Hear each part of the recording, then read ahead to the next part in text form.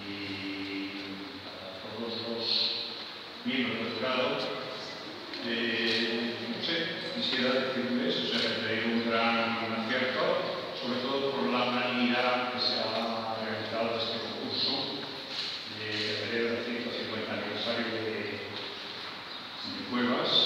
empresa que tradicionalmente ha trabajado con ese